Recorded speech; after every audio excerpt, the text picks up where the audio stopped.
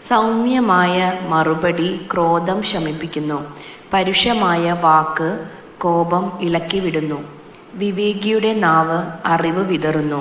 വിഡ്ഢിയുടെ അധരങ്ങൾ ഭോഷത്വം വർഷിക്കുന്നു. കർത്താവിൻ്റെ ദൃഷ്ടികൾ എല്ലായിടത്തും പതിയുന്നു. ദുഷ്ടരെയും ശിഷ്ടരെയും അവിടുന്ന് ഉറ്റുനോക്കുന്നു. സൗമ്യൻ്റെ വാക്ക് ജീവൻ്റെ വൃക്ഷമാണ്. വികടമായ വാക്ക് മനസ്സ് പിളർക്കുന്നു. ഭോഷൻ തൻ്റെ പിതാവിൻ്റെ ഉപദേശം പുച്ഛിച്ച് തള്ളുന്നു. വിവേകി ശാസനം ആദരിക്കുന്നു. നീതിമാന്മാരുടെ ഭവനത്തിൽ ധാരാളം നിക്ഷേപങ്ങളുണ്ട്. ദുഷ്ടരുടെ ആദായം കുഴപ്പം സൃഷ്ടിക്കുന്നു. വിവേകികളുടെ അധരങ്ങൾ അറിവ് പരത്തുന്നു. ഭോഷന്മാരുടെ മനസ്സ് അങ്ങനെയല്ല.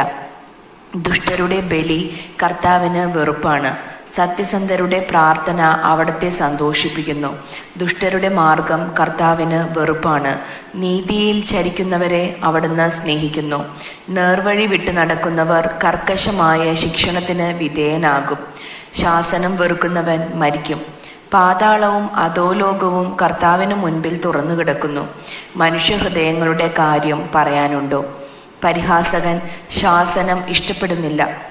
അവൻ ജ്ഞാനികളെ സമീപിക്കുകയുമില്ല.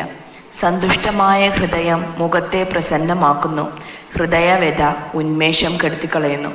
ബുദ്ധിമാന്റെ മനസ്സ് വിജ്ഞാനം തേടുന്നു. ഭോഷന്മാരുടെ വദനത്തിന് ആഹാരം ഭോഷത്വമാണ്. ദുഃഖിതരുടെ ദിനങ്ങൾ ക്ലേശോയിഷ്ടമാണ്. സന്തുഷ്ടമായ ഹൃദയം നിരന്തരം വിരുന്ന് ആസ്വദിക്കുന്നു. വലിയ സമ്പത്തും അതോടുകൂടെയുള്ള അനർത്ഥങ്ങളുമായി കഴിയുന്നതിനേക്കാൾ മെച്ചം ദൈവഭക്തിയോടെ അല്പം കൊണ്ട് കഴിയുന്നതാണ്. സ്നേഹപൂർവം വിളമ്പുന്ന സസ്യാഹാരമാണ് വെറുപ്പോടെ വിളമ്പുന്ന കാളയിറച്ചിയേക്കാൾ മെച്ചം. മുൻകോപി കലഹം ഇളക്കിവിടുന്നു. ക്ഷമാശീലൻ അത് ശമിപ്പിക്കുന്നു. അലസന്റെ മാർഗം മുൾപടർപ്പുകളാൽ ആവൃതമാണ്. സ്ഥിരോത്സാഹിയുടെ വഴി നിരപ്പായ രാജവീതി അത്രേ. വിവേകിയായ പുത്രൻ പിതാവിനെ സന്തോഷിപ്പിക്കുന്നു. ഭോഷൻ അമ്മയെ നിന്ദിക്കുന്നു. ബുദ്ധിഹീനൻ ഭോഷത്വത്തിൽ ആനന്ദിക്കുന്നു. ബുദ്ധിമാൻ നേർവഴിക്ക് നടക്കുന്നു. സദുപദേശമില്ലെങ്കിൽ പദ്ധതികൾ പാളിപ്പോകും. വേണ്ടത്ര ഉപദേഷ്ടാക്കൾ ഉള്ളപ്പോൾ അവ വിജയിക്കുന്നു.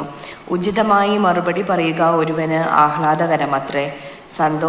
സന്ദർഭോചിതമായ വാക്ക് എത്ര നന്ന്. വിവേകിയുടെ വഴി മേലോട്ട് ജീവനിലേക്ക് നയിക്കുന്നു. താഴെയുള്ള പാതാളത്തെ വിട്ടകലുന്നു. അഹങ്കാരിയുടെ ഭവനം കർത്താവ് നിലം പരിച്ചാകുന്നു. വിധവയുടെ അതിര് അവിടുന്ന് സംരക്ഷിക്കുന്നു. ദുഷ്ടരുടെ ആലോചനകൾ കർത്താവിന് വെറുപ്പാണ്. നിഷ്കളങ്കരുടെ വാക്കുകൾ അവിടത്തേക്ക് പ്രീതികരവും. നീതിരഹിതമായ നേട്ടം ആഗ്രഹിക്കുന്നവൻ സ്വന്തം കുടുംബത്തെ ദ്രോഹിക്കുന്നു. കൈക്കൂലി വെറുക്കുന്നവൻ ഏറെ നാൾ ജീവിക്കും. നീതിമാന്മാർ ആലോചിച്ച് ഉത്തരം കൊടുക്കുന്നു. ദുഷ്ടരുടെ അധരങ്ങൾ ദുഷ്ടത വമിക്കുന്നു. കർത്താവ് ദുഷ്ടരിൽ നിന്ന് അകന്നിരിക്കുന്നു. നീതിമാന്മാരുടെ പ്രാർത്ഥന ചെവിക്കൊള്ളുന്നു. തിളങ്ങുന്ന കണ്ണ് ഹൃദയത്തെ സന്തോഷിപ്പിക്കുന്നു. സദ്വാർത്ത ശരീരത്തെ ഉത്തേജിപ്പിക്കുന്നു.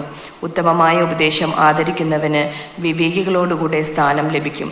പ്രബോധനം അവഗണിക്കുന്നവൻ തന്നെ തന്നെ ദ്രോഹിക്കുന്നു. ശാസനം അനുസരിക്കുന്നവൻ അറിവ് നേടുന്നു. ദൈവഭക്തി ജ്ഞാനത്തിനുള്ള പരിശീലനമാണ്.